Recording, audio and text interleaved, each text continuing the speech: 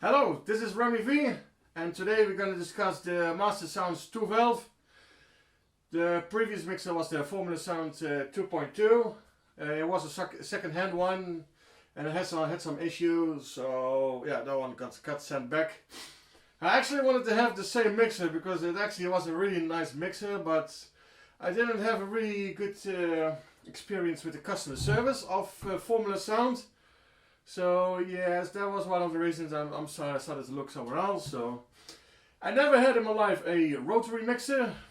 Yeah, you know what a rotary mixer is? Instead of a fader, you got these knobs, and it's a little bit of a special corner in the DJ world.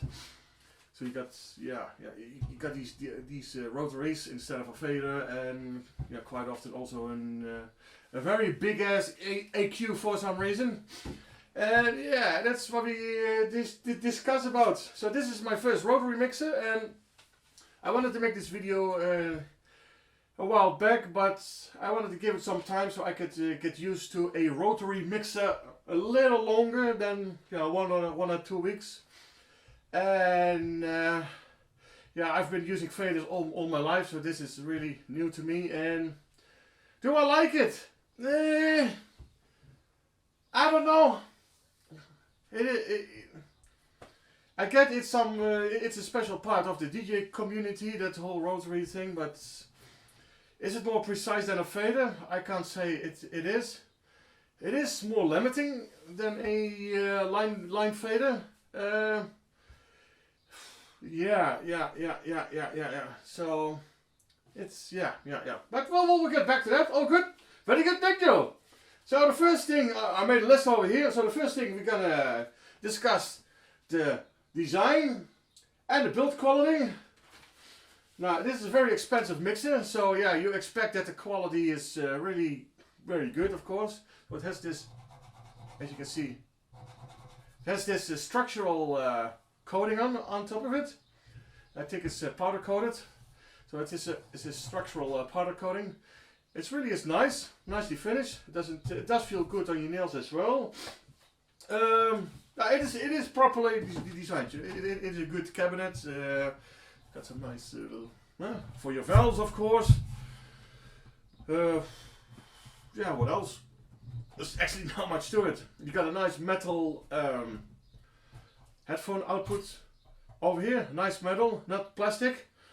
So if you make an accidental pull, it doesn't break or anything, which some mixers have. You got like this plastic thing, and then oh shit, it's a little bit loose. No, not this. Yeah, the components are really good. So you got these nice. Everything is metal. It's not like the Sony series where some of it is metal and some of it is not. So these are all metal pots. These are plastic knobs. These actually are really nice, I have to say. See? Oh, nice. Over here as well. And this fader does not click when you go, huh? That's what the other mixer had, the Formula Sounds. If you go, this is for your crossfader selection. So this, or this is that side. If you do that when the sound is on, over here, see? It doesn't actually click in the signal path. I was actually looking at a funny little side story. I was looking at the ISO 420, and the funny thing is, it has like a multiple AQ sections, and if you go from AQ section to AQ section, you actually have like a pop. So in one of the groups I said it, and some people got a little bit upset with it, but it's not there. Now here you go, over there in this video. So this one doesn't have that, so it is properly designed. So better than Formula Sound when it regards to selection. So yeah, we'll start at the top. So you got your send for your effects. I don't have that effects thing. I'm not sure if I'm gonna get it. You got your gain section. That's not always common in rotaries mixes for some reason. A gain section. For us normal DJs, it's normal, because then you can select your maximum, of course.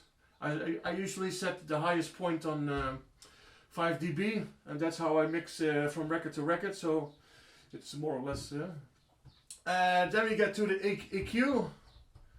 I have to say it would be nice to have a little bit more room.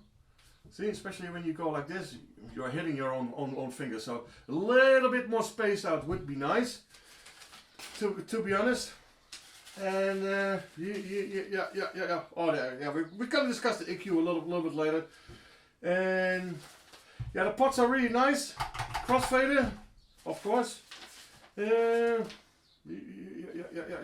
So everything is, it's very basic. It's almost nothing to it. It's actually ridiculous how expensive it is for the amounts that you get. Yeah, let's discuss about the crossfader. From now on, every company should use a innovator. There, I said it. This is a penny and dials crossfader, which is good. You still can do some cutting and some scratching. It's not the sharpest cut in the world, even when it is all the way to a sharp. Maybe I can do a little bit of scratching over here. I'll do some scratching over here, and with the magic of YouTube, you will see me scratching right there. There you go.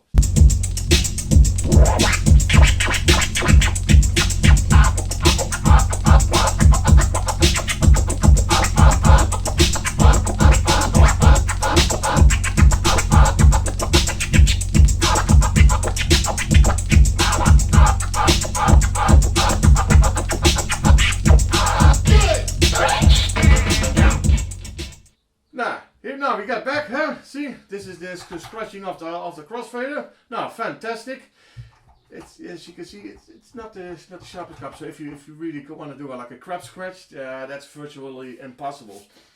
And for a mix of this quality, you should put in an innovator. It will run forever. It's just Look over here. I got here bloody 3 innovators in here. See.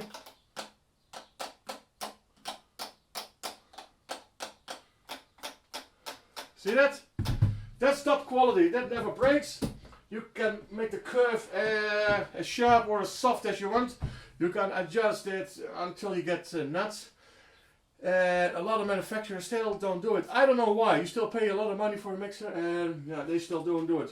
So any manufacturer that is listening, that's seeing this video, bloody put in an innovator for fuck's sake. Now, there we go. Price. This mixer, including shipping and including import charges, is 3,175 New Zealand dollars. I put it in New Zealand dollars because that's where I live. You have to change it yourself. 3,175 New Zealand dollars. For comparison, a brand new Xone 96 is about 27, 28. So yeah, this one is a little bit more expensive than the Xone 96.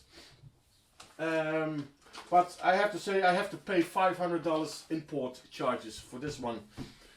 It's crazy. I've asked Mastersounds in separate email. Could you please lower the value so I don't have to pay as much? No, they don't want to do that. So yeah, that's a little bit a shame. I'm glad I didn't get the external AC adapter and effects, because then the import charges would be around $1,000, and no thank you. That's a little bit too much. And this is my first experience in this mixer, so yeah. So we'll just start with the mixer, and if I really like it, then we'll build it up. All right, number 4, the EQ. My last 2 mixes was a 4-band EQ, and now you're coming with a 3-band EQ, and it's not even a full kill EQ. It's I'm gonna say it. It's disappointing. One of the things that is disappointing, it's minus 20. It's a minus 20 dB. So I will give you a listen. I'll just put in on a random record. Let's see. Ah, yeah, I'll just check this on. So. let's have a look.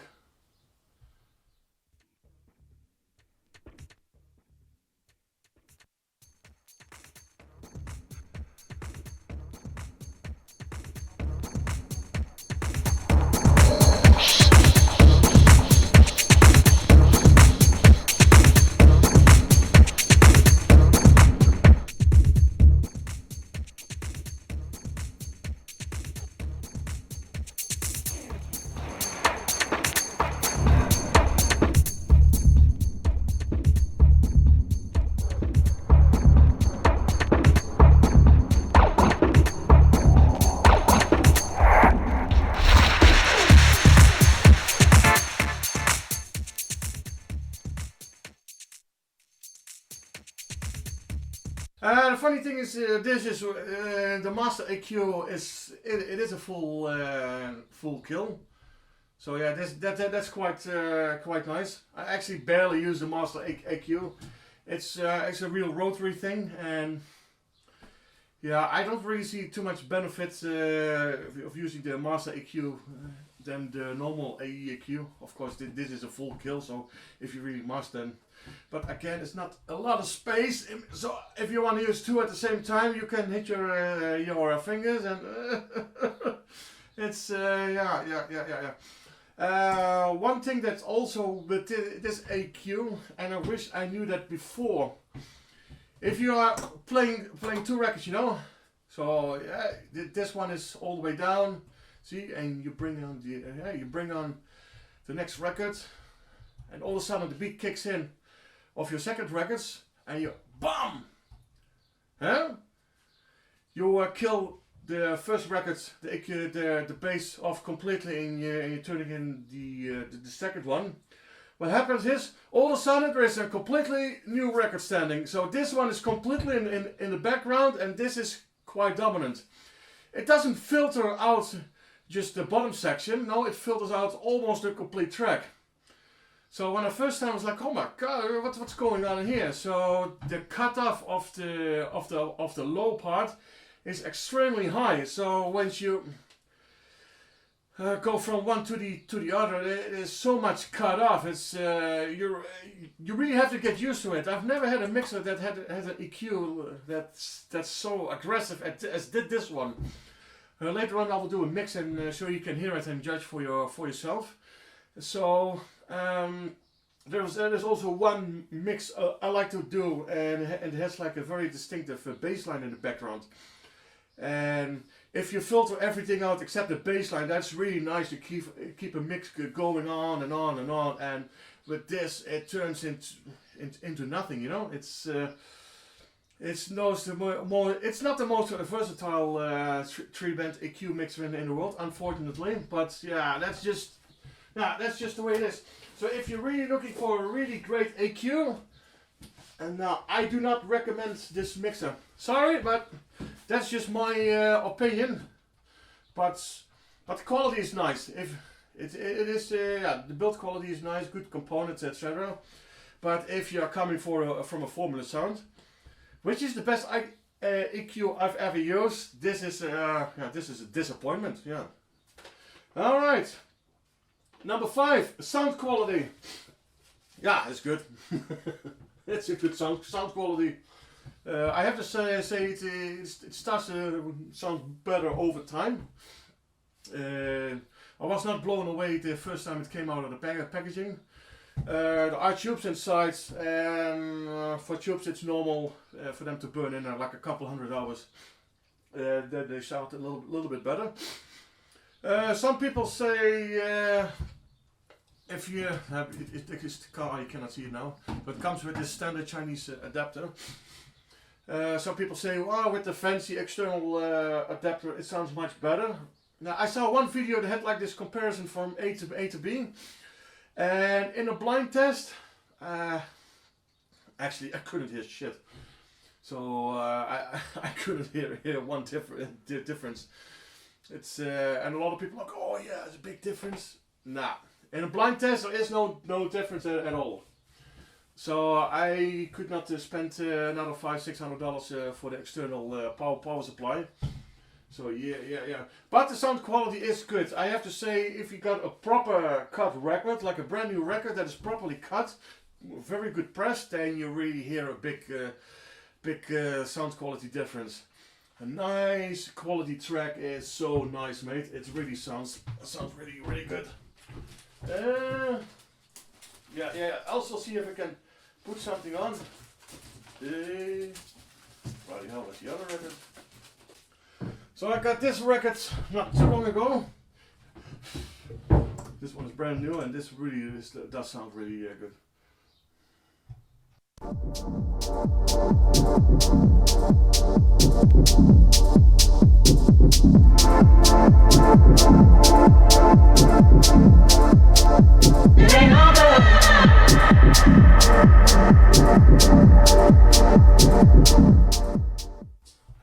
Hopefully I don't get a copyright strike, but that's just a quick sample. Yeah. So this is a really proper good cut record. So yeah, it is a good quality. A lot of people discuss it's not really that great sounding. The Bozak sounds better. The Eisenhower sounds better. Yeah, they also cost much more money. So. And that's a really hardcore rotary fader with no crossfader and no gain section, and for me, a DJ mixer, first of all, it's a tool, and sound quality comes second. You can make some compromise, which I did with this mixer, but it is a tool. And if you're not happy with the tool at all, yeah, why bother, you know? So, and oh yeah, number 6, the relays.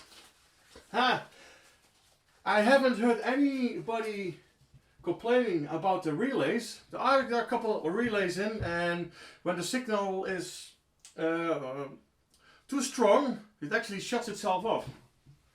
And it can be a bit of a drama, because when you are playing music and accidentally do a needle drop, then the mixer shuts out for a couple seconds and you don't hear nothing. So if you are in a gig for so many people and you're a little bit drunk or a little bit nervous and you do accidentally needle drop, and then it's like oh shit, then the music stops for a couple seconds. Yeah, I think that's to protect the input valves, and that's I'll do a demonstration real quick. I do not recommend to do this. But yeah, you will see. You will be assimilated. See, it's a little bit loud, but it's just to have a so what happens when you accidentally dropped it.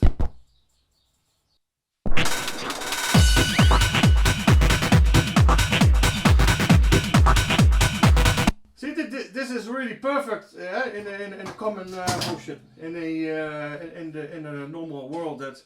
I have your gain a little bit more open than maybe the previous record was a little bit quiet, and this one is a little bit loud, so the signal is a little bit loud, and you're a little bit nervous, and or you dropped it, which happens, and then it just shuts off the whole system, and yeah, that's a downside.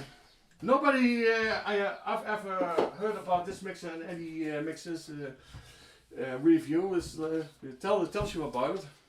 That's another thing with a lot of reviewers on YouTube. Oh, this mixer is great. Oh, look at the EQ.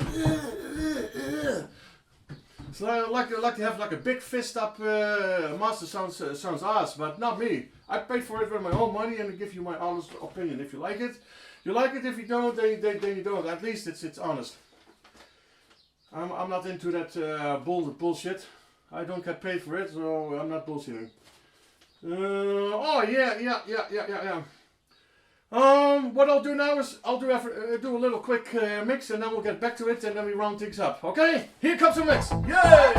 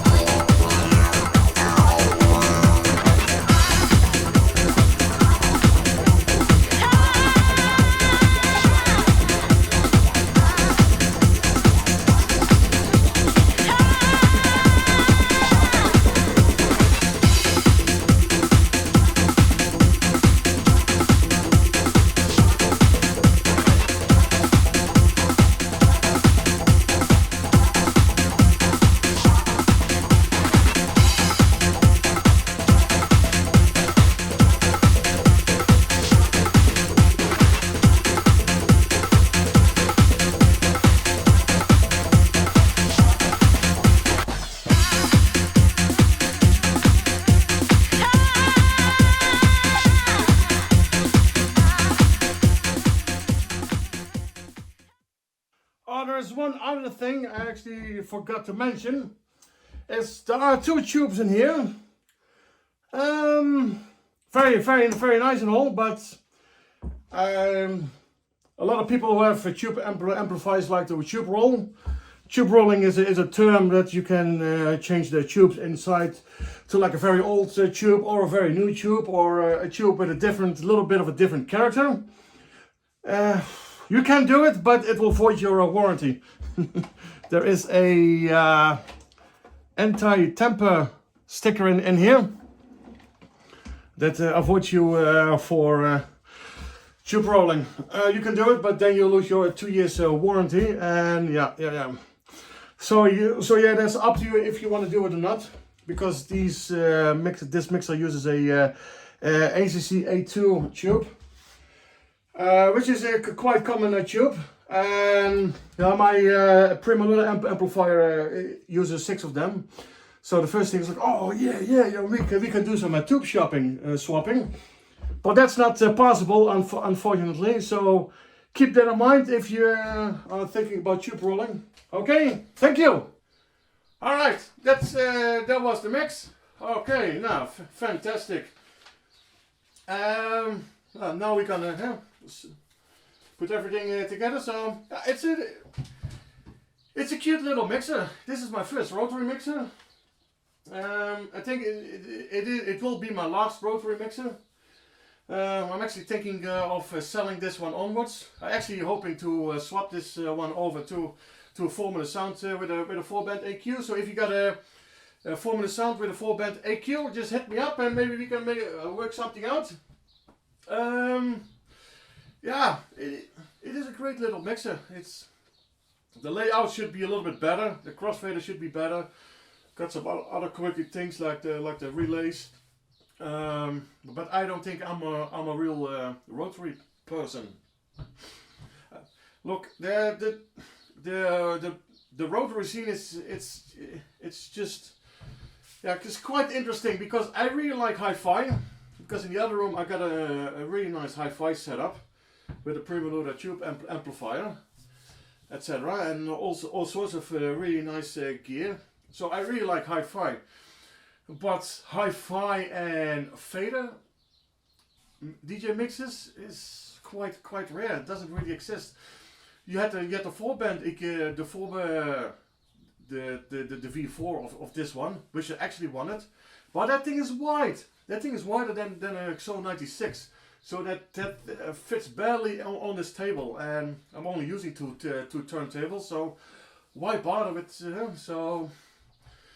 So yeah, they didn't wanna do a fader version of this one. So yeah, I was actually a little bit forced to take this one, but yeah, it is what it is. So I'm not So yeah, that's it basically.